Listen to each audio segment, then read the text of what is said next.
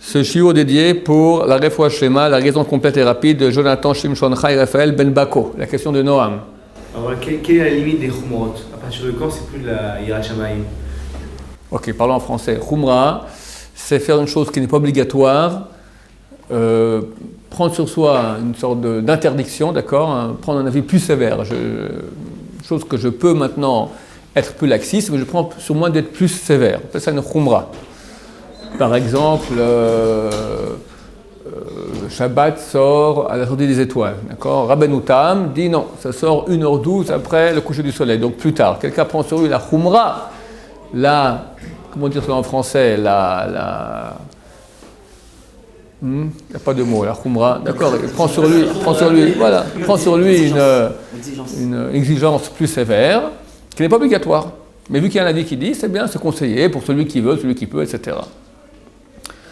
Par exemple, je ne sais pas moi, Pessah, on dit que c'est la fête des Khumrot. Pessah, c'est la fête il faut être sévère au maximum, d'accord? Donc il ne faut pas manger de chametz. Mais il y en a qui mangent, à cause de ça, ne mangent pas de riz, de peur que peut-être c'est déjà coutume, c'est les coutumes de beaucoup de Nord-Africains, d'Ashkenazim, de ne pas manger kitniot, aussi tout ce qui est féculent, de peur qu'il y a dedans du chametz. Il y en a qui ne mangent pas du hummus. Hummus, c'est des pois chiches, parce que hummus, ça ressemble au mot hametz, hummus, non. Il y en a qui font attention de ne pas manger des condiments, du poivre. Donc c'est une fête de hummus. On prend sur soi des tas de Shulchan Aruch, il dit que les femmes, elles ont l'habitude de gratter les murs, d'accord? Et il ne faut pas les empêcher, c'est marqué, bien qu'il n'y a pas de chametz collé, même si les collés de chametz sont ok, on ne va pas lécher le mur, il y a peu de choses que je vais le manger, d'accord?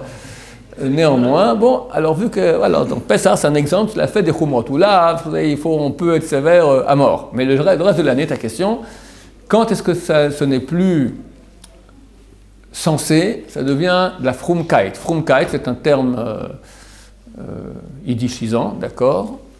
Ça veut dire, ça devient déjà c'est pas une folie, c'est quelqu'un, il croit et il sent en lui qu'il est un grand serviteur de Dieu, qui fait beaucoup de choses bien, parce qu'il prend sur lui beaucoup de khumrot. Mais en fait, sur le terrain, il est nul.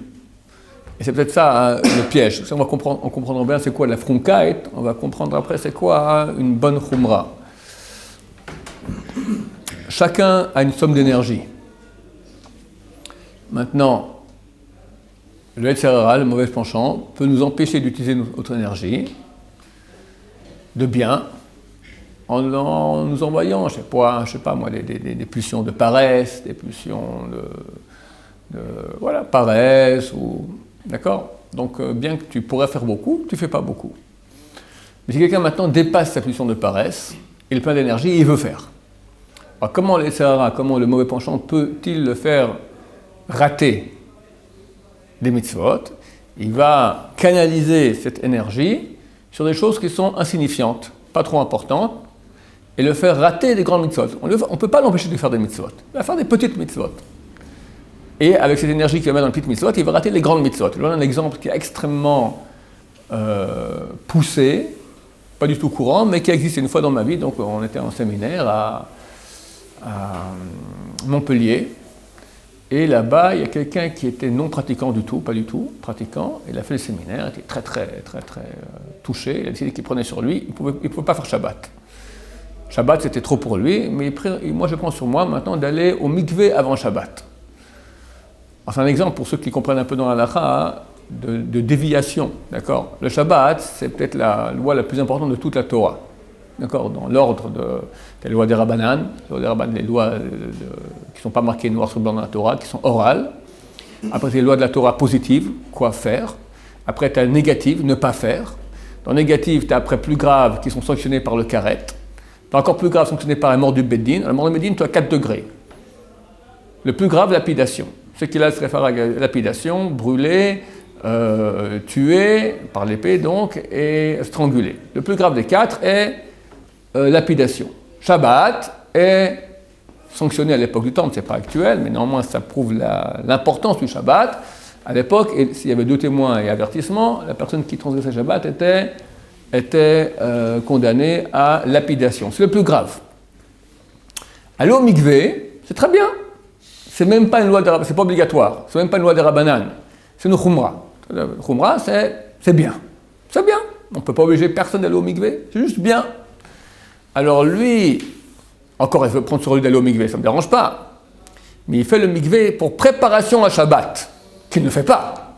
D'accord. Tout le mikvé avant Shabbat, c'est une sorte de rentrer dans Shabbat pur pour bien faire un Shabbat super lumineux. Il ne fait pas le Shabbat, à quoi ça sert? C'est un exemple très poussé où le Tzara, il a une envie, il a suivi un séminaire, c'est quelque chose de très puissant, donc il y a une réaction maintenant de oui, je vais avancer. Il prend sur lui le truc le plus petit qu'il puisse y avoir, qui est pour lui extrêmement grand. Shabbat, je ne peux pas, mais le mikvé avant Shabbat, c'est quelque chose de très grand. Maintenant, en nous aussi, il faut faire attention. Des fois, les Tzara, nous ne pouvons pas nous empêcher de faire une mitzvah, il nous poussera à faire la mitzvah. Mais cette mitzvah sera ou petite par rapport à une autre grande chose que j'aurais pu faire et j'aurais raté, parce que j'aurais utilisé mon énergie dans une petite chose, ou des fois pire. Je crois que c'est une mitzvah, mais en fait, ça amène après une grande avéra. Alors, prenons des exemples. Ben voilà, prenons l'exemple du mikvé. Il est très très bien d'aller au mikvé avant la prière. C'est dans les livres de Chassidut et de Kabbalah, c'est des trucs énormes. D'accord? Baba Saleh, c'était un grand fervent du mikvé, qui était un des grands d'Israël dans sa tzidkout, dans sa sainteté énorme. À l'époque, il habitait à Tfilalet. Tfilalet, c'est le fin fond du Maroc désertique. Et là-bas, il y a un moment, il y a eu une révolte entre les autorités, il y a une tribu. Bon, il y a eu la guerre dans le village. Et l'endroit de mikvé, il y avait une rivière. Il allait tremper tous les matins, à 4h du matin. Et l'endroit était plein de restes d'obus, des trucs, des morceaux de fer, de verre, comme des trucs très, très, très coupants. Et on va pieds nus, on rentre dans la rivière, pas avec les chaussures, d'accord, on doit tremper nu. Alors, il veut sortir le matin, à 4h du matin, la porte est fermée. Il ne comprend pas qu'est-ce qui se passe. Il réveille sa femme, il dit « Oui, j'ai fermé, je ne veux pas que tu ailles là-bas, c'est très dangereux tout ça. » Il lui supplie, il lui explique elle dit « Non. » Et pendant 1 heure, à la fin, elle cède et elle lui ouvre la porte. Il va là-bas au mikvé, il revient, les pieds saignants. D'accord, il s'est ouvert les pieds dans les morceaux de fer, etc. Mais il était au mikvé. D'accord, pour te dire à quel point c'était super kadosh. Après, là-bas, ils ont ouvert un mikvé qui était une sorte de puits, il fallait descendre 70 marches dans le noir, comme ça. Et il n'y a pas de question de rater. Il se levait à minuit, il allait au mikvé, il revenait, il étudiait toute la nuit. Bon, super kadosh. Moi aussi, je veux être kadosh. Je vais au mikvé avant la prière. Très bien. Qui aussi? Je parle maintenant de quelqu'un qui est dans le monde et qui étudie toute la journée, à quelqu'un qui se sanctifie, il pratique déjà tout, il veut faire plus. Ok. Mais à cause du mikvé, il saute des parties de la prière. Quand on est en retard pour la prière, on doit commencer, l'essentiel c'est de commencer la prière avec le tzibour. Quand ils disent Hashem Satatifta Ofi la terre, commencer avec eux la Hamida. Maintenant, si on voit qu'on est en retard, qu'on ne va pas arriver avec eux, on peut exceptionnellement, sauter certains passages de la prière, et après la prière, il faut les rattraper. C'est pas bien. Dans la construction mystique des choses, c'est comme si tu construis le 2e étage avant le 1er étage. C'est un peu biscornu. Mais c'est valable aussi si tu n'as pas le choix. Il faut rattraper après obligatoirement? Obligatoirement rattraper après. Alors, parce que dans Bachelot, il dit il ne faut jamais sauter. Bien que la loi l'autorise, il dit il ne faut jamais. Quand on saute une fois, on saute 2 fois, on saute 3 fois, ça devient une habitude. On n'arrive plus à ne plus sauter. Il y arrive là? Pardon? Il préfère étudier Torah mal, parce que tu ne prieras pas en tzibour, tu ne prieras pas avec le public, ça prendra à te lever plus tôt pour arriver à temps. Aujourd'hui, les gens, qu'est-ce qu'ils font?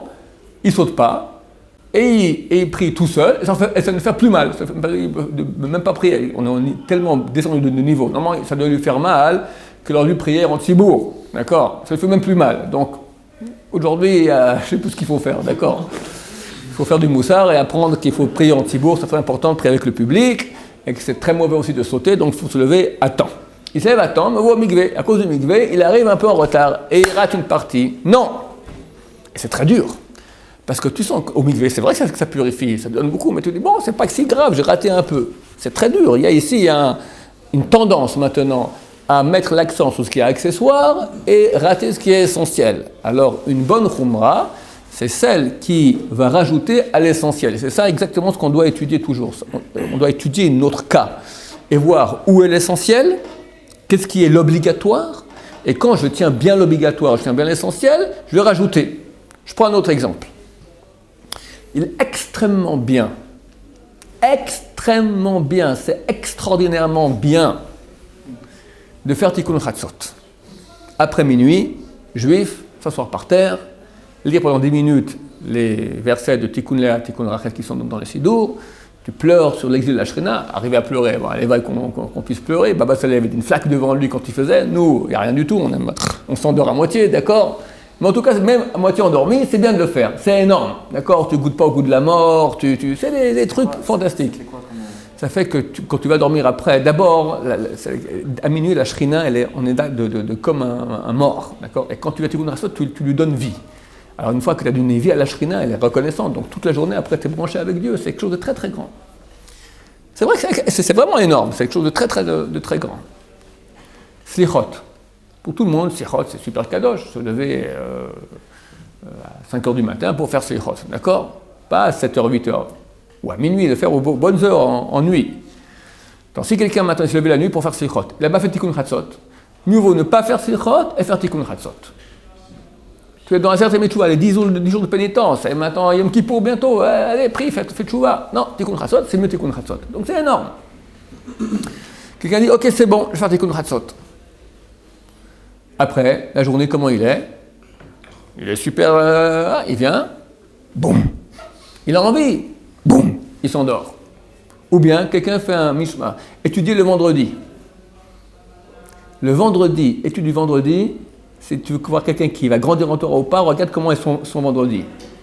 Qui son vendredi, il passe comme ça à rien. Il va au mikvé, il arrondit un peu ses ongles, il appelle papa, maman, il achète 2-3 trucs à la macolette pour les de Shabbat, et comme son vendredi est passé, nul, zéro. Quelqu'un qui vendredi étudie du matin au soir non-stop, les grands d'Israël, c'est le jour de Torah, La Reine nous demande que vendredi, il faut se lever tôt pour préparer. Ouais, prépare vite. Le Rabben Sion, Abba Shaul, qui dit Chavruta avec Rav Yosef vendredi. Non-stop depuis le Netz, non-stop jusqu'à l'entrée de Shabbat. Non-stop. Maintenant, il y a une différence entre le Rabben Sion et le Rav Ovadia. Le Rabben Sion, quand il y avait la sonnerie, c'est donc 40 minutes avant la Shkia, il faut faire vite. Il fonçait au mikvé, trompait au mikvé, hop, c'est arrivé à la synagogue. Rav Ovadia, tu dis encore 10 minutes de plus. Il n'allait pas au mikvé.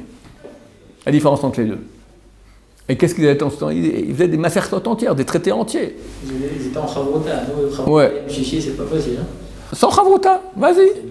Avec ou sans, étudie, d'accord? Maintenant, quand ton vendredi il est grand, ton Shabbat il est grand. Chaque fois qu'il y a une préparation en sainteté, après le résultat il est très grand. Le Shabbat, c'est une lumière très grande. Un vendredi qui est grand, tu as un Shabbat qui est grand, toute la semaine elle est illuminée.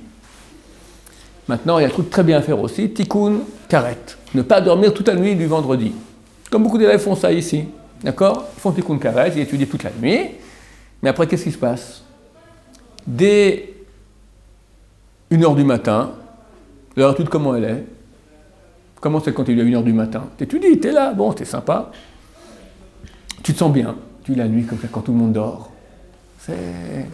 Tu sens, c'est vrai que c'est un grand niveau, étudier la nuit, c'est un grand niveau. Tu sens, Chavetz Chaim à ta gauche, Baba Saleh à ta droite, c'est marqué que Dieu et les tzadikim écoutent la Torah qu'on étudie après minuit. D'accord? C'est fantastique. Mais 3h du matin, ton étude elle est naze. Tu réfléchis, mais tic, tic, tic, d'accord, un raisonnement, ta Gemara à comprendre que en 5 minutes, ça te prend 1 heure. Bon, ok, mais t'as fait toute la nuit réveillé, c'est bien. Ok, tu vas prier au net, t'es à moitié endormi, blam, blam, blam, ta prière elle vaut rien, après tu dors. Jusqu'à 4h d'après-midi. Qu'est-ce que tu as gagné? Rien. Tu as foncé, vas-y, t'as fait Tikkun Karet, toute la nuit réveillée, tout ça. Tout vendredi, tu l'as raté. C'est vendredi, on n'arrive pas à étudier, ça veut te faire les chiens. Hein? C'est vendredi, on n'étudie pas tout Si tu n'arrives pas à étudier du tout vendredi, tu étudies la nuit. Mais tu étudies bien la nuit, tu étudies ratatiné. Mieux vaut dormir bien, et puis tu vas à un endroit, tu disparais de la circulation le vendredi, tu n'es pas marié. Un type marié, je comprends encore, sa femme nous dit, vas-y, fais ça. Et encore. Le Rabbi Tzemach, il a ouvert un kollel du vendredi. Il a dit pour 2 choses. D'abord, pour donner un peu d'argent, on va avoir plus d'argent. Deuxièmement, ils ne vont pas se bagarrer avec leurs femmes. Parce que c'est connu. La Gemara, elle dit que le Yetzer Hara, il vient vendredi après-midi. Il veut rater, il veut shalom, Shabbat, il faut qu'il y ait du shalom. Il veut torpiller le Shabbat. Alors il fait une bagarre entre le mari et la femme. Pourquoi? Le mari, il tourne dans la maison sans rien faire. Enfin oui, il y a à faire, mais il y a sa femme qui est à proximité. Un mari et une femme, un vendredi après-midi dans la même maison, tu as une chance sur deux que ça pète. Il y a un truc spécial dans l'air qui fait que, non, c'est certain. Donc au contraire, il a fait un collègue, comme ça ils ne sont pas à la maison, ils ont un peu d'argent, ils ne se bagarrent pas avec leur femme. Donc toi tu n'es même pas marié, tu disparais la circulation vendredi, tu peux gagner énormément. Moi aujourd'hui, j'ai plus le temps d'étudier, je dois m'occuper d'Internet, etc. Mais le vendredi, je fais le triple de travail qu'en normal. Je me mets dans mon bureau, fermé, Baruch Hashem, fantastique. C'est un jour génial. Baruch Adonai, amen.